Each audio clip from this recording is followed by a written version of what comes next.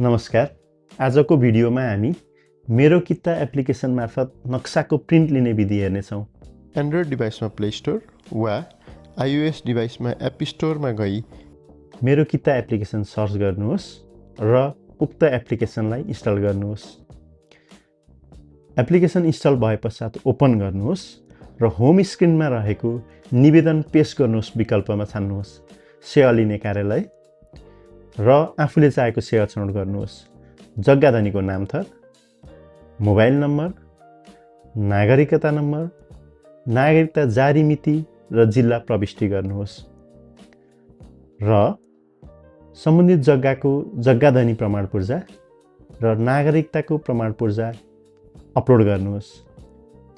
जग्गा धनी प्रमाण पूर्जा अनुसार साबिक गाविस, वडा नम्बर, नक्सा सिट नम्बर र किता नम्बर छनौट गरी प्लस चिन्हमा थिच्नुहोस् र पेश गर्नुहोस्।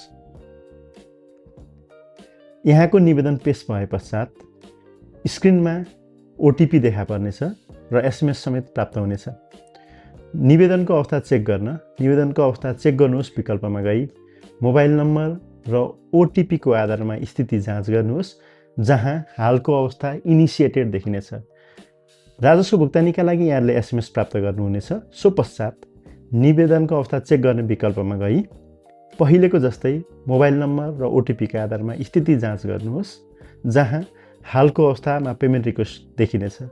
यस पश्चात भुक्तानी प्रक्रिया सुरु गर्न सकिनेछ, जसका लागि यहाँले ब्याङ्क छनौट गरी ब्याङ्क भाउचर क्रिएट गर्नुपर्नेछ र उक्त भाउचरको भुक्तानीका लागि विद्युतीय भुक्तानीको विकल्प प्रयोग गरी भुक्तानी गर्न सक्नुहुनेछ।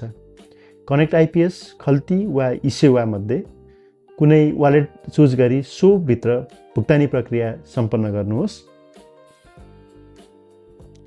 यहाँको भुक्तानी प्रक्रिया सम्पन्न भइसके पछाडि र नक्सा तयार भए पश्चात यहाँलाई एसएमएस प्राप्त हुनेछ। सो एसएमएस प्राप्त भए पश्चात नक्सा डाउनलोड गर्नका लागि पुनः निवेदनको अवस्था चेक गर्नुहोस् विकल्पमा गई मोबाइल नम्बर र ओटिपीका आधारमा स्थिति चेक गर्नुहोस्।